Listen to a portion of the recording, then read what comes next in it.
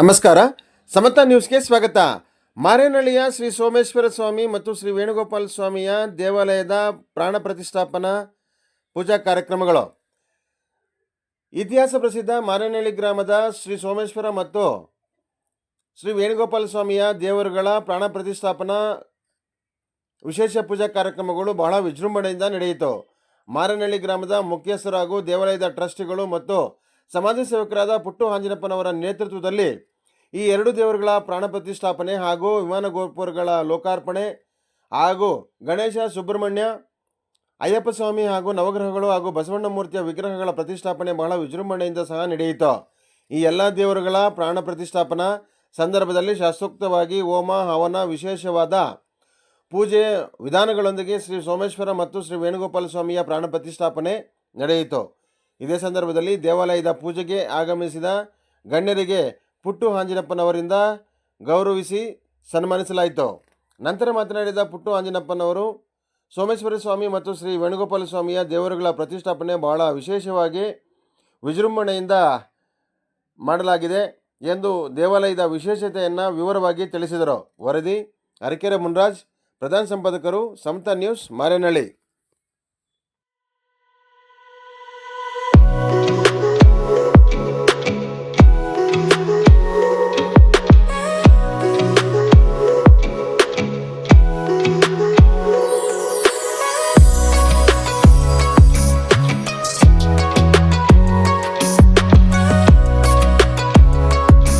ಮಾರೇನಹಳ್ಳಿನಲ್ಲಿ ಬಹಳಷ್ಟು ವಿಜೃಂಭಣೆಯಿಂದ ವೇಣುಗೋಪಾಲ ಸ್ವಾಮಿ ಮತ್ತು ಸೋಮೇಶ್ವರ ಸ್ವಾಮಿ ದೇವಸ್ಥಾನದ ಪ್ರತಿಷ್ಠಾಪನೆ ಕಾರ್ಯಕ್ರಮ ಮಾಡಿದ್ದೀರಾ. ಸೊ ಭಾಳ ವರ್ಷಗಳಿಂದ ಅಂತ ನೀವೇ ಹೇಳ್ತೀರಿ. ಈ ಒಂದು ಬಹಳ ಪುರಾತನ ಪ್ರಸಿದ್ಧ ದೇವಸ್ಥಾನ ಸೋಮೇಶ್ವರ ಸ್ವಾಮಿ ಮತ್ತು ರುಕ್ಮಿಣಿ ಸತ್ಯಭಾಮ ಸಮೇತ ವೇಣುಗೋಪಾಲ ಸ್ವಾಮಿ ದೇವಸ್ಥಾನನ ನಮ್ಮೂರಿನವರೇ ಆದಂಥ ಅನ್ನದಾನಪ್ಪನವರು ಈ ದೇವಸ್ಥಾನನ ಕಟ್ಟಿ ಸಾರ್ವಜನಿಕರಿಗೆ ಬಹಳ ವೈಭವಯುತವಾಗಿ ಮತ್ತು ವಾಸ್ತುಶಿಲ್ಪಿಗಳು ಸಹ ಅನುಕೂಲ ಇರುವಂಥ ವಾತಾವರಣದಲ್ಲಿ ತುಂಬ ಕಲ್ಲಲ್ಲಿ ಕೆತ್ತನೆ ಮಾಡಿರುವಂಥ ದೇವಸ್ಥಾನನ, ರಾಜಗೋಪುರನ ಎಲ್ಲನೂ ಸಹ ನೀವು ನೋಡ್ಬೋದು. ಇಂಥ ಒಂದು ಮಹತ್ ದೇವಸ್ಥಾನ ಸಾಕಷ್ಟು ವರ್ಷಗಳಿಂದ ನಾವು ಇಲ್ಲಿ ಊರಿನಲ್ಲಿ ನೋಡ್ತಾ ದೇವರ ಒಂದು ಆಶೀರ್ವಾದದಿಂದ ಬೆಳೆದಂಥ ಬದುಕೊಂಡು ಬಂದಿರೋಂಥ ಕಾಲಕ್ರಮೇಣ ಇಲ್ಲಿ ಅಯ್ಯಪ್ಪ ಸ್ವಾಮಿ ಭಕ್ತಾದಿಗಳು ಸಹ ಹೆಚ್ಚಾಗಿ ನಮ್ಮೂರಿನಿಂದ ವರ್ಷದಲ್ಲಿ ಒಂದು ಬಾರಿ 200ಕ್ಕೂ ಹೆಚ್ಚು ಭಕ್ತಾದಿಗಳು ಯಾತ್ರೆ ಹೋಗುವಂಥದ್ದು ಮತ್ತು ಈ ದೇವಸ್ಥಾನನ ಭಜನೆಗೆಲ್ಲ ಬಳಸ್ಕೊಳ್ತಾಯಿದ್ದು ನಾವು ನೋಡ್ತಾ ಇದ್ದೀವಿ. ಎಲ್ಲ ರೀತಿಯಲ್ಲಿ ನೋಡಿಕೊಂಡು ಸಮಗ್ರವಾಗಿ ಸಣ್ಣ ಪುಟ್ಟ ಮದುವೆ ಕಾರ್ಯಗಳು ಸಹ ಆಗ್ತಾಯಿದ್ವಿ ಇದರಿಂದ. ಅದಕ್ಕೆ ಊರಿನಲ್ಲಿ ನಾವೆಲ್ಲ ಮುಖಂಡರು ಮತ್ತು ಪ್ರತಿ ಮನೆಯಲ್ಲೂ ಸಹ ಕುಟುಂಬದ ಎಲ್ಲ ಸಾರ್ವಜನಿಕರು ಸೇರಿಕೊಂಡು ಒಗ್ಗಟ್ಟಾಗಿ ದೇವಸ್ಥಾನ ಸ್ವಲ್ಪ ಸೋಮೇಶ್ವರ ಲಿಂಗ ಸ್ವಲ್ಪ ಭಿನ್ನ ಆಗಿದೆ ಅಂತೇಳಿ ಪುರೋಹಿತರು ಹೇಳಿದರು. ಹಾಗಾಗಿ ಆ ಲಿಂಗನ ಬದಲಾವಣೆ ಮಾಡೋಂಥದ್ದು, ಜೊತೆಗೆ ಸೋಮೇಶ್ವರ ಸ್ವಾಮಿ ಲಿಂಗ ಪುನಃ ಪ್ರತಿಷ್ಠಾಪನೆ ಮತ್ತು ನಂದಿ ಪ್ರತಿಷ್ಠಾಪನೆ ಮಾಡೋಂಥದ್ದಾಗಿತ್ತು. ಜೊತೆಗೆ ನಮಗೆ ಉತ್ತರದ ದ್ವಾರ ಓಪನ್ ಆಗೋಂಥದ್ದು ಹೊಸದಾಗಿ ಮಾಡೋಂಥದ್ದಾಗಿದೆ. ಜೊತೆಗೆ ವಿಘ್ನೇಶ್ವರನ ದೇವಸ್ಥಾನ, ಸುಬ್ರಹ್ಮಣ್ಯ ಸ್ವಾಮಿ ದೇವಸ್ಥಾನ, ಅಯ್ಯಪ್ಪ ಸ್ವಾಮಿ ದೇವಸ್ಥಾನ, ನವಗ್ರಹಗಳ ದೇವಸ್ಥಾನ ಸಹ ಪುನರ್ ಪ್ರತಿಷ್ಠಾಪನೆ. ನವಗ್ರಹಗಳು ಎಲ್ಲನೂ ಇದ್ದವು. ಕೆಲವು ದೇವಸ್ಥಾನಗಳು ವಿಶೇಷವಾಗಿ ಭಕ್ತಾದಿಗಳ ಕೋರಿಕೆ ಮೇಲೆ ಅವರವರ ಅನುಕೂಲಕ್ಕೆ ಇಲ್ಲೆಲ್ಲ ಸ್ಥಾಪನೆ ಮಾಡಿದರು.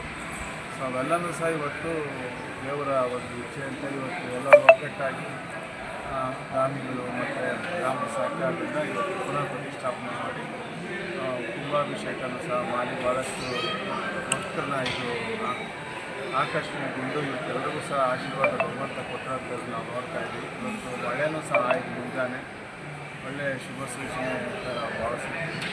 ಹೀಗಾಗಿ ಇಲ್ಲಿ ದೇವರ ದರ್ಶನ ಪಡ್ಕೊಂಡು ಅಂಥವರು ಅವರ ಸಕಲ ಸಮಸ್ಯೆಗಳನ್ನ ದೂರ ಮಾಡ್ಕೊಳ್ಳೋಂಥದ್ದು, ಅವ್ರ ಇಷ್ಟಾರ್ಥನ ಈಡೇರಿಸ್ಕೊಳ್ಳೋಂಥದ್ದು ಮತ್ತು ರೋಗ ರುಜಿನಗಳಿಗೆಲ್ಲನೂ ಸಹ ಈ ದೇವರಲ್ಲಿ ನೋಡೋಂಥದ್ದು ನಮ್ಮೂರಿನಲ್ಲಿ ಆಗ್ತಾಯಿತ್ತು. ಮಾರೇನಹಳ್ಳಿ ಅಂದರೆ ಭಾಳಷ್ಟು ಇತಿಹಾಸ ಇರೋಂಥದ್ದು. ಇಲ್ಲಿ ಶಾಸ್ತ್ರ ಹೇಳೋಂಥದ್ದು ಸಹ ಶೇಷಗಿರಪ್ಪನವರು ಅಂತೇಳಿ ಒಂದು ದೊಡ್ಡ ಕುಟುಂಬ ಇತ್ತು. ಅವರು ಸಹ ಇಲ್ಲಿ ಶಾಸ್ತ್ರ ಹೇಳಬೇಕಾದ್ರೆ ಈ ಸೋಮೇಶ್ವರ ಸ್ವಾಮಿ ದರ್ಶನ ಮಾಡ್ಕೊಳ್ಳಿ ಅಂಥೇಳಿ ಎಲ್ಲ ಒಳ್ಳೆಯದಕ್ಕೆ ಹೇಳ್ತಾ ಇದ್ದಂಥದ್ದು ಒಂದು ಉಪದೇಶ ಇತ್ತು. ಜೊತೆಗೆ ಇಲ್ಲೂ ಸಹ ಅಚ್ಚುಕಟ್ಟಾದಂಥ ದೇವಸ್ಥಾನ ಪುಣ್ಯಾತ್ಮ ಅನುದಾನಪ್ಪ ಕೊಟ್ಟಿದ್ದಂಥದ್ದನ್ನು ಉಳಿಸೋಂಥದ್ದು, ಮುಂದಿನ ಪೀಳಿಗೆಗೆ ಇದನ್ನು ಬೆಳೆಸೋಂಥದ್ದು ನಮಗೆ ಕರ್ತವ್ಯ ಆಗಿದ್ದರಿಂದ ಎಲ್ಲರೂ ಸೇರಿಕೊಂಡು ನಾವು ಈ ದೇವಸ್ಥಾನನ ಪುನರ್ಜೀರ್ಣೋದ್ಧಾರ ಮಾಡಿ ಸಾರ್ವಜನಿಕ ಸೇವೆಗೆ ಮುಡುಪಾಗಿಟ್ಟಿರುವಂಥದ್ದು. ಇದರ ಉಪಯೋಗನ ಪಡ್ಕೊಂಡು ಜನ ದೇವರ ಆಶೀರ್ವಾದ ಪಡ್ಕೊಂಡು ಅವರು ಚೆನ್ನಾಗಾಗಲಿ ಅನ್ನೋದು ನಮ್ಮ ಬಯಕೆ. ಅಂದರೆ ಈ ದೇವಾಲಯಕ್ಕೆ ಭೇಟಿ ಕೊಟ್ಟವರು ಹಲವಾರು ದೇವರುಗಳನ್ನು ದರ್ಶನ ಮಾಡಿಕೊಂಡು ಸುಮಾರು ವರ್ಷಕ್ಕೊಮ್ಮೆ ಆದರೂ ಇಲ್ಲಿ ಕನಿಷ್ಠ ಅಂದರೆ ಒಂದು ಸಾವಿರಾರು ಸಂಖ್ಯೆಯಲ್ಲಿ ಭಕ್ತರು ಸೇರೋಂಥದ್ದು, ನೂರಾರು ಸಂಖ್ಯೆಯಲ್ಲಿ ಯಾತ್ರಾರ್ಥಿಗಳು ಮಾಲೆಯನ್ನು ಇಲ್ಲೇ ಧರಿಸಿ ಹೋಗ್ತಾ ಇರೋಂಥದ್ದನ್ನು ನಾವು ಒಂದು 30 ವರ್ಷದಿಂದಲೂ ಸಹ ನೋಡ್ಕೊಂಡ್ಬಂದಿದ್ದೀವಿ. ಅದಕ್ಕೆ ಹಿಂದಿನಿಂದನೂ ಒಂದು 25-30 ವರ್ಷದಿಂದ ನಮ್ಮ ತಂದೆ ಕಾಲದಿಂದಲೂ ಸಹ ಇಲ್ಲಿ ಮಾಡ್ತಾ ಇದ್ದಂಥದ್ದು. ಮತ್ತು ಇಲ್ಲಿ ಸೋಮೇಶ್ವರ ದೇವಸ್ಥಾನ ಈ ಸುತ್ತಮುತ್ತಲೂ ಸಹ ಎಲ್ಲರೂ ಸಹ ನೋಡೋದು ಸಿಗೋದಿಲ್ಲ. ಎಲ್ಲನೂ ಸಹ ಇತ್ತೀಚಿನ ದಿನಗಳಲ್ಲಿ ಆಗಿರೋಂಥದ್ದು. ಆದರೆ ಇದು ನೂರಾರು ವರ್ಷಗಳ ಇತಿಹಾಸ ಇರೋಂಥ ಸೋಮೇಶ್ವರ ದೇವಸ್ಥಾನ ಅಂದರೆ ಮಾರೇನಹಳ್ಳಿಲಿ, ವೇಣುಗೋಪಾಲ ಸ್ವಾಮಿ ದೇವಸ್ಥಾನ ಅಂದರೆ ಮಾರೇನಹಳ್ಳಿಲಿ ನೋಡೋಕ್ಕೆ ಸಿಗೋಂಥದ್ದು. ಎಲ್ಲ ಒಂದು ಕಡೆ ಅದಕ್ಕೆ ಹೆಚ್ಚು ಪ್ರಚಾರ ಸಿಕ್ಕಿರಲಿಲ್ಲ. ಹಿಂಗಾದರೂ ಒಂದಷ್ಟು ಪ್ರಚಾರ ಆಗಿ ದೇವರ ದರ್ಶನ ಮಾಡ್ಕೊಳ್ಳೋದಕ್ಕೆ ಇರೋಂಥ ಭಕ್ತರು ಬಂದು ಇಲ್ಲಿ ದರ್ಶನ ಮಾಡ್ಕೊಳ್ಳೋಂಥದ್ದು ಅವ್ರ ಇಷ್ಟಾರ್ಥ ಈಡೇರಿಸ್ಕೊಳ್ಳೋಂಥದ್ದು ಆಗಲಿಕ್ಕೆ ನಮ್ಮ ಪ್ರಯತ್ನ. ಸೊ ಎಲ್ಲ ಕಾರ್ಯಕ್ರಮಗಳು ತಮ್ಮ ಒಂದು ನೇತೃತ್ವದಲ್ಲಿ ಎಲ್ಲ ಸೇರಿ ಒಗ್ಗಟ್ಟಾಗಿ ಸ್ವಲ್ಪ ಮುಂದಾಳತ್ವದಲ್ಲಿ ನಾವೆಲ್ಲ ಕಾಣಿಸ್ಕೊಳ್ತೀವಿ. ಒಗ್ಗಟ್ಟಾಗಿ ಎಲ್ಲರೂ ಸರಿ ಮಾಡಿದ್ವಿ. ಅಂದರೆ ಇಲ್ಲಿ ಬಂದಂಥವರು ವೇಣುಗೋಪಾಲ ಸ್ವಾಮಿ, ಸೋಮೇಶ್ವರ ದೇವಸ್ಥಾನ ಒಟ್ಟಿಗೆ ದರ್ಶನ ಮಾಡಿಕೊಂಡು ಇಷ್ಟಾರ್ಥಿಗಳನ್ನು ಸಿದ್ಧ ಮಾಡ್ತಾರೆ. ವೇಣುಗೋಪಾಲ ಸ್ವಾಮಿ ದರ್ಶನ ಆಗುತ್ತೆ, ಅಯ್ಯಪ್ಪ ಸ್ವಾಮಿ ದರ್ಶನ ಆಗ್ತದೆ, ವಿಘ್ನೇಶ್ವರನ ಆಗ್ತದೆ, ನವಗ್ರಹಗಳ ಪೂಜೆನ ಮಾಡೋಂಥವ್ರು ಇಲ್ಲಿ ಪೂಜೆ ಮಾಡ್ಕೊಬೋದು. ಆಮೇಲೆ ನಮಗೆ ಸುಬ್ರಹ್ಮಣ್ಯ ಸ್ವಾಮಿ ಪೂಜೆ ಮಾಡಬೇಕಂತವ್ರು ಕುಕ್ಕೆ ಸುಬ್ರಹ್ಮಣ್ಯವರೆಗೂ ಹೋಗೋಂಥದ್ದು ಇರ್ತದೆ. ಶಕ್ತಿ ಇಲ್ದಂಥವ್ರು ಇಲ್ಲೇ ಬಂದು ಈಗ ಗುಡಿಲಿ ನಮ್ಮ ಅರ್ಚಕರು ಸಹ ಪೂರ್ವ ಈಗೆಲ್ಲ ತರಬೇತಿ ಒಂದು ಸಾಕಷ್ಟು ಅರ್ಚಕರು ನಮ್ಮ ಗ್ರಾಮದವರೇ ಇರೋದರಿಂದ ಎಲ್ಲ ದೇವಸ್ಥಾನದಲ್ಲಿ ಎಲ್ಲ ರೀತಿ ಪೂಜೆ ಪುನಸ್ಕಾರಗಳನ್ನು ಸಹ ಅವರು ಇಲ್ಲೇ ಮಾಡೋಂಥದ್ದು, ಹೋಮ ಹವನ ಮಾಡೋಂಥದ್ದು ಎಲ್ಲದಕ್ಕೂ ಸಹ ಇಲ್ಲಿ ಬಳಸ್ಕೊಳ್ಳೋಂಥದ್ದು. ಸಾಕಷ್ಟು ಸಾರ್ವಜನಿಕರಿಗೆ ಅನುಕೂಲ ಆಗೋಂಥ ವಾತಾವರಣ ಇಲ್ಲಿ ಕಾಣ್ತಾ ಇದೆ. ಹಾಗಾಗಿ ಅವರವ್ರ ಇಷ್ಟ ದೇವತೆಗಳನ್ನ, ಆರಾಧ್ಯ ದೇವರುಗಳನ್ನ ಇಲ್ಲಿ ಬಂದು ಭಕ್ತಿಯಿಂದ ಪೂಜೆ ಮಾಡಿಕೊಂಡು ಅವ್ರ ಇಷ್ಟಾರ್ಥಗಳು ಈಡೇರಿಸ್ಕೊಳ್ಳಿ ಅಂತೇಳಿ ನಾನು ದೇವರಲ್ಲೂ ಕೇಳ್ತೀನಿ, ಸಾರ್ವಜನಿಕರಲ್ಲೂ ಕೇಳ್ತೀನಿ. ಅಂದರೆ ಕುಕ್ಕೆ ಸುಬ್ರಹ್ಮಣ್ಯಗೆ ಹೋಗ್ರಿ ಕೆಲವರು ಸರ್ಪದೋಷ ನಿವಾರಣೆ ಮಾಡ್ಕೊಂಡು ಅಲ್ಲಿಗೆ ಹೋಗ್ತಾರೆ. ಸೊ ಇಲ್ಲೂ ಮಾಡ್ಬೋದು ಅಂತ ತಾವು ಹೇಳ್ತಿದ್ರ. ಈಗ ಸುಬ್ರಹ್ಮಣ್ಯ ಸ್ವಾಮಿ ದೇವರ ಪ್ರತಿಷ್ಠಾಪನೆ ಆಗಿದೆ. ಎಲ್ಲನೂ ಸಹ ವಿಧಿವಿಧಾನಗಳು ಕುಕ್ಕೆ ಸುಬ್ರಹ್ಮಣ್ಯದಲ್ಲಿ ಏನು ವಿಧಿವಿಧಾನದ ಪ್ರಕಾರನೇ ಇಲ್ಲೂ ಸಹ ನಾವು ಮಾಡಿರೋಂಥದ್ದು. ಜೊತೆಗೆ ವೇದಗಳನ್ನೆಲ್ಲ ಕಲಿತಿರೋಂಥ ನಮ್ಮ ಯುವ ಪಂಡಿತರುಗಳು ಸಹ ಅವರು ಎಲ್ಲ ವಿಚಾರದಲ್ಲೂ ಸಹ ಈಗ ಜ್ಞಾನನ ಪಡ್ಕೊಂಡಿರ್ತಾರೆ. ಹಾಗಾಗಿ ಅವ್ರಿಗೆ ಯಾವ ರೀತಿ ಪೂಜೆ ಅವಶ್ಯಕತೆ ಇದೆ ಅಂತಂದರೆ ಆ ಪೂಜೆನ ನಮ್ಮ ಪಂಡಿತರು ಪೂಜಾರರು ಮಾಡ್ಕೊಡೋಂಥ ನಿಟ್ಟಿನಲ್ಲಿ ಅವರು ಇರೋದರಿಂದ ಅವರ ಸಮಸ್ಯೆಗಳನ್ನ ದೇವರಲ್ಲಿ ಇಲ್ಲೇ ಬೇಡಿ ಅವರ ಏನು ಅನುಕೂಲ ಇದೆ ಆ ಪೂಜೆನ ಇಲ್ಲೇ ಮಾಡಿಸ್ಬೋದು. ಸೊ 3-4 ದಿವಸದಿಂದ ಕೂಡ ಇದೀಗ ದೇವಸ್ಥಾನದಲ್ಲಿ ಹೋಮ ಹವನ ಕೂಡ ನಡೆದಿದೆ. ಈ ಒಂದು ಸಂದರ್ಭದಲ್ಲಿ ನಾಡಿನ ಜನತೆಗೆ ನಿಮ್ಮ ಸಂದೇಶ ಏನಿದೆ?